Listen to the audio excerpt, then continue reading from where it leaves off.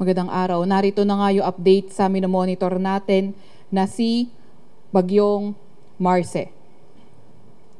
Ito yung latest satellite image natin kay Marce at kanina ngang alas 10 na umaga ito ay nasa may layong 590 kilometers east of Baler, Aurora. Ito nga ay lumakas at ngayon ay nasa typhoon category na.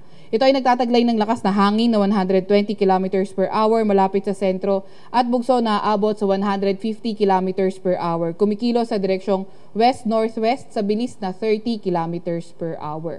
Tingnan naman natin itong magiging track nga ni Marce. So, naasahan natin na posibleng maglandfall ito sa may Babuyan Islands or northern portion ng Cagayan on Thursday evening or Friday early morning. So, yung pinakamalakas na intensity nito ay bago maglandfall sa may Babuyan Islands or Cagayan. Pero importante nga, kagaya ng mga nabanggit natin, na inote natin na posible nga itong bumagal bago maglandfall.